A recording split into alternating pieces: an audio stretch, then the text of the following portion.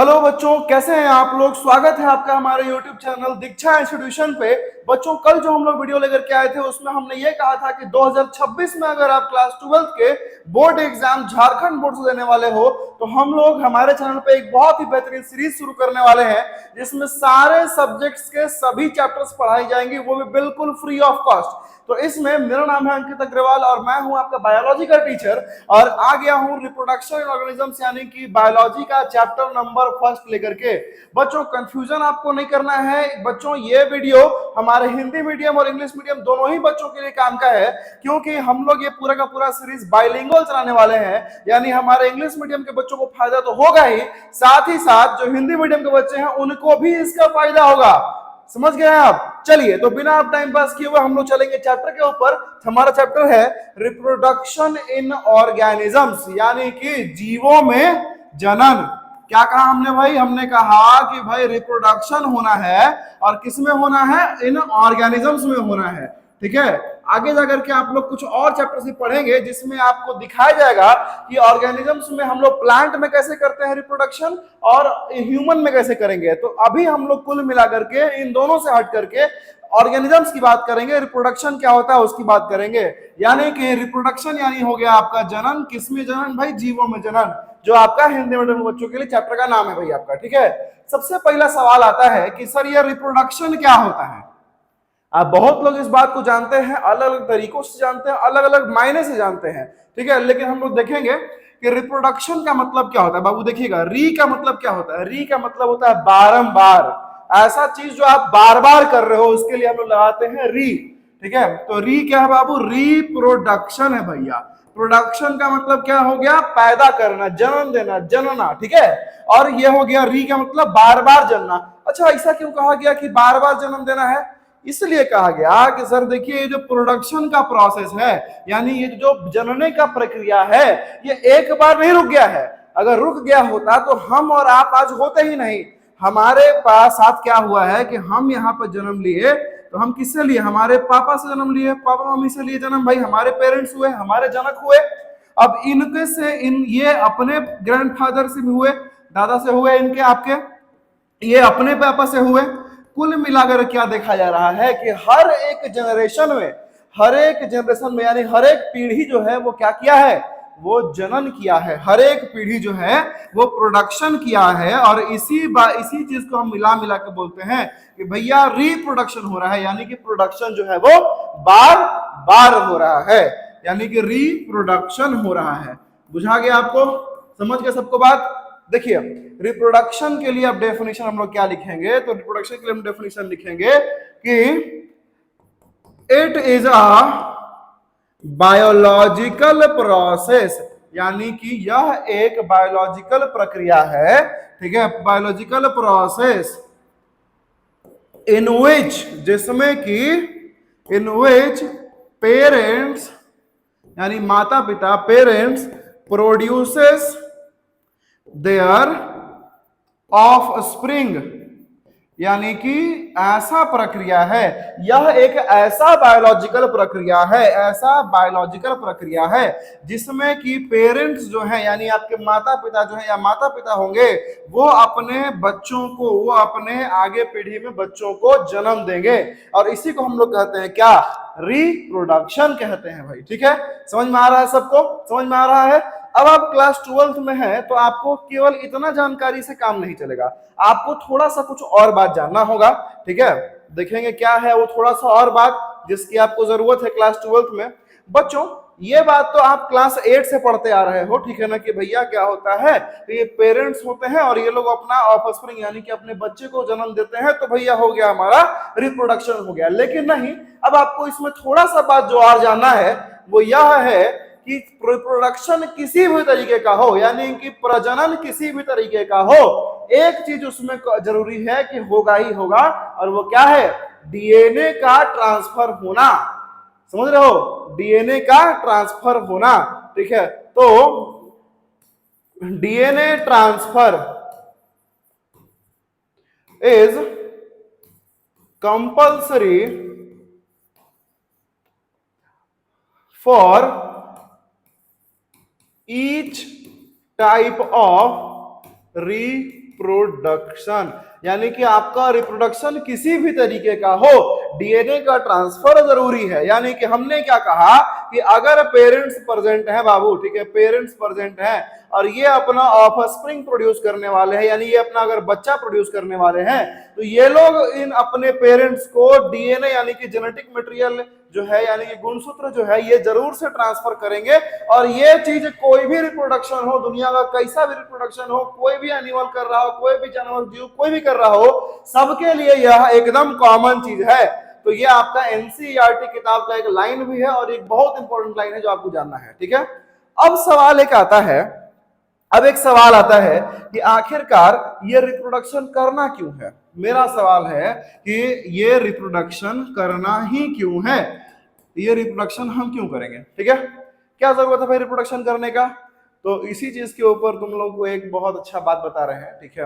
आज से कुछ साल पहले एक एग्जाम का कॉपी चेक करने के लिए हम लोग गए हुए थे और वहां पे एक कॉपी मिला एक बच्चे का, ठीक है। तो हुआ क्या कि यही सवाल एक आया हुआ था सीबीएसई में एक बार, ठीक है। तो सवाल में हुआ क्या कि बच्चा जवाब लिखा हुआ था कि रिप्रोडक्शन जरूरी इसीलिए है क्योंकि इसमें मजा आता है। बताइए, ये है हमारे देश का भविष्य। तो नहीं, आप लोग ऐसा गलती ना करें, इसके लिए हम आपको प्रॉपर आंसर देते हैं। आप लोग दीक्षा इंस्टीट्यूशन यूट्यूब चैनल पे आते हैं तो आपको पूरा जानकारी होना जरूरी है, ठीक है।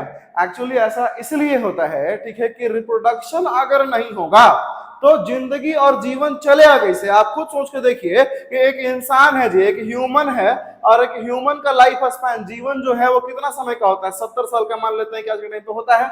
और अगर 70 साल आज कोई मान लीजिए बच्चा पैदा हुआ है जी और 70 साल के बाद अगर वो मर जाता है, तो इसके बाद बताइए आप ठीक है ना कि क्या इस पूरे ब्रह्मांड में, इस पूरे पृथ्वी पर इंसानों की कोई प्रजाति रहेगी, कोई रहेगा नहीं रहेगा। तो हमको क्या जरूरत पड़ता है कि हर जीव अपना स्पीसीज को, अपना प्रजाति को इस पृथ्वी पर कंटिन्यू रख पाए, इस पृथ्वी पर अपने आप को बनाए रखे, अस्तित्व हमारा अपना बनाए रखे, इसके लिए हमको रिप्रोडक्शन की जरूरत है, ठीक है। समझ पा रहे हैं। तो रिप्रोडक्शन इज इंपॉर्टेंट, रिप्रोडक्शन जरूरी है।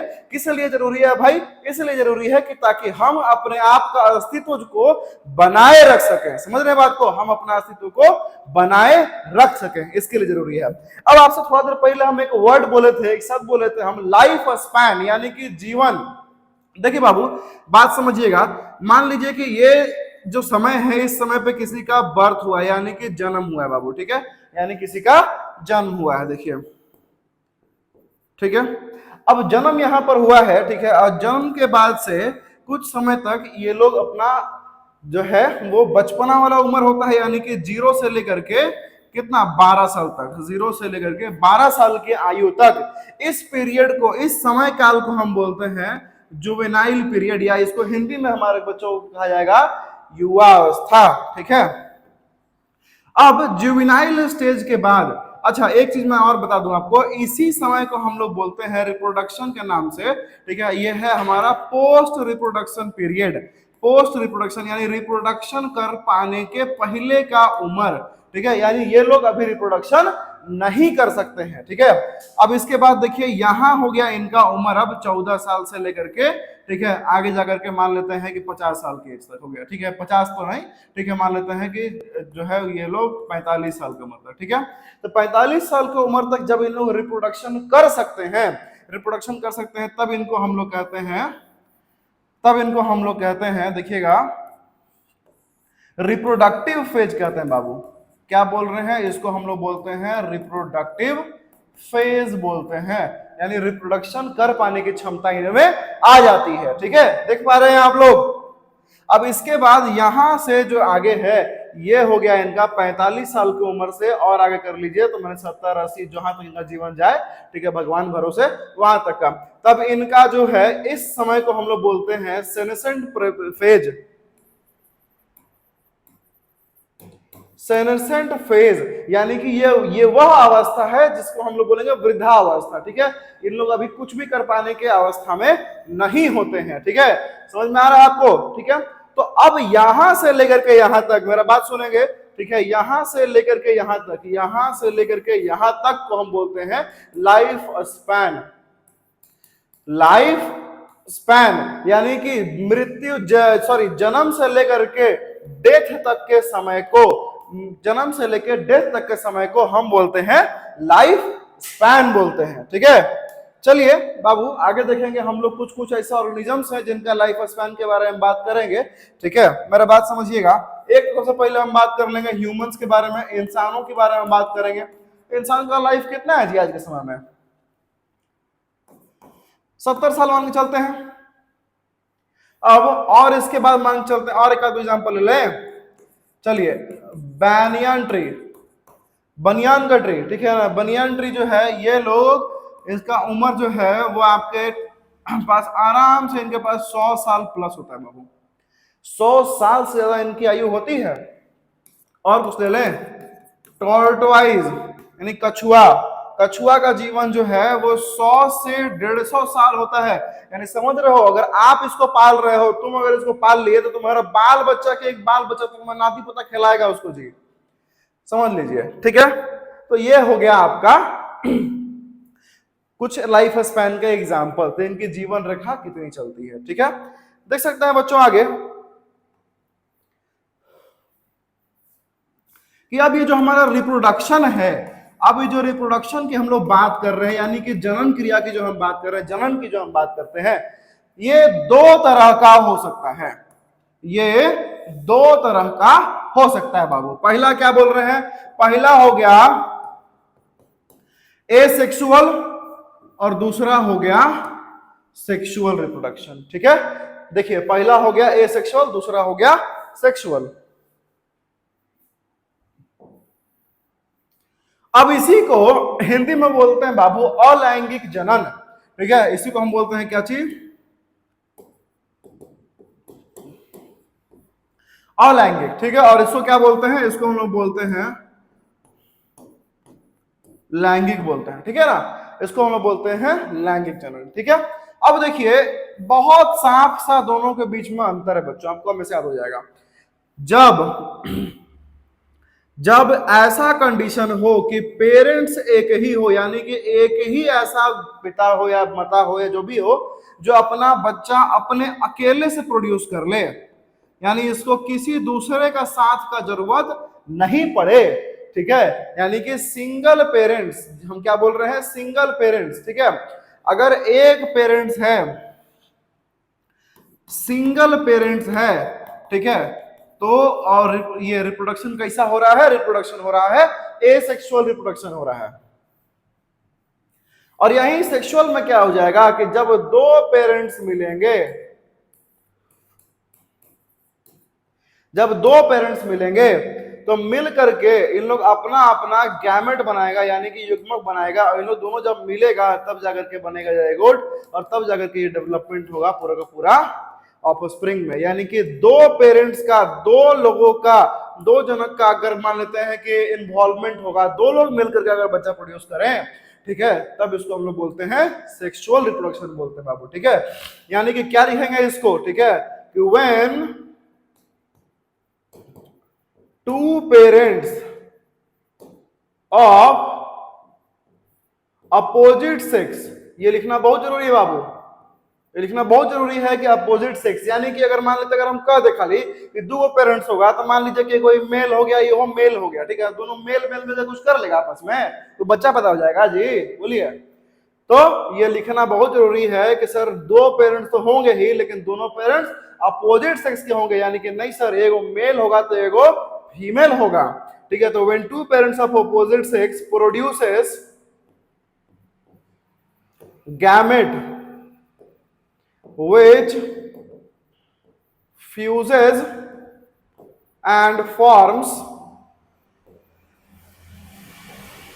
zygote, which will give rise to new offspring. यानी कि देखिए बच्चों बात समझिएगा, क्या हमने कहा भैया कि दो पेरेंट्स होंगे, ठीक है, दो पेरेंट्स होंगे, और दोनों पेरेंट्स जो होंगे वो कैसा होंगे? अपोजिट सेक्स होंगे, यानी कि एगो मेल होंगे और एगो फीमेल होंगे। ठीक है, और इन लोग दोनों क्या बनाएंगे? गैमेट बनाएंगे, यानी कि युग्मक बनाएंगे। ठीक है, और ये लोग दोनों जो है आपस में फ्यूज होगा, यानी कि मिल जाएगा, जुड़ेगा जी। ठीक है, और जुड़ने के बाद क्या बनाएगा? जाइगोट बनाएगा, और ये जाइगोट ही आगे जाके डेवलप करेगा और नया ऑफस्प्रिंग का डेवलपमेंट कराएगा, नया ऑफस्प्रिंग यानी नया बच्चे का प्रोडक्शन कराएगा, यानी कि जनन कराएगा। समझ गए? ठीक है, तो ऐसी प्रक्रिया जिसमें दो पेरेंट्स का यूज हो, दो पेरेंट्स मिलकर के अगर कुछ प्रोड्यूस कर रहे हैं, बच्चा प्रोड्यूस कर रहे हैं, बच्चा पैदा कर पा रहे हैं, तब जाकर इसको हम बोलते हैं सेक्सुअल रिप्रोडक्शन यानी कि लैंगिक जनन। समझ पा रहे हैं? और अलैंगिक किसको बोलते हैं? ऐसा जिसमें कि एक अकेला पेरेंट्स हो जाए, एक अकेला पेरेंट्स हो जाए। और एक अकेले पेरेंट्स अगर मान लेते हैं कि अपना ऑफस्प्रिंग प्रोड्यूस कर ले, अपना बाल बच्चा बना ले, तब जाकर के हम इसको बोलेंगे अलैंगिक जनन यानी कि एसेक्सुअल रिप्रोडक्शन हम कहते हैं बाबू। ठीक है, इसका एक एग्जांपल ले लेंगे हम लोग, इसका एक एग्जांपल ले लेते हैं। मान लीजिए इसका एग्जांपल हमने लिया, अमीबा ले लिया। ठीक है, और इसका सबसे अच्छा चीज है भाई इंसान, हम ही लोग। ठीक है, तो ह्यूमंस हो गए इसका एग्जांपल। बच्चों यहां पर हम लोग जो है बहुत ऊपर ऊपर से हल्का हल्का बात किया है इसके बारे में, इसके ऊपर पूरा एक चैप्टर पढ़ना है हम लोग को। तो आज हम लोग यहीं तक इस लेक्चर को छोड़ेंगे। कल आप लोग लेक्चर नंबर 2 में हमसे मिलिए, हम लोग एसेक्सुअल रिप्रोडक्शन के सभी टाइप्स और उनके प्रक्रिया और उसके बाद आगे जाकर के उनके बारे में हम लोग विस्तार से पढ़ेंगे। ठीक है, तो आज के लिए इतना ही। कल वाला वीडियो आप लोग जरूर से देखिएगा, उसमें एसेक्सुअल रिप्रोडक्शन खत्म हो जाएगा और क्लास 12th में एसेक्सुअल रिप्रोडक्शन जो है बस एक ही जगह आपको पढ़ना है, यानी कि चैप्टर नंबर 1 के एक ही पार्ट में पढ़ना है। और सेक्सुअल रिप्रोडक्शन तो आपसे हमारा 3 चैप्टर तक बात होता रहेगा अभी। ठीक है, तो आप वीडियो के साथ बने रहिए। अगर वीडियो पसंद आ रहा है, अगर आप कुछ सीख पा रहे हैं हमसे, तो चैनल को लाइक शेयर और सब्सक्राइब जरूर से कर दीजिए बच्चा लोग। ठीक है, मिलते हैं कल हमारे अगले वीडियो में।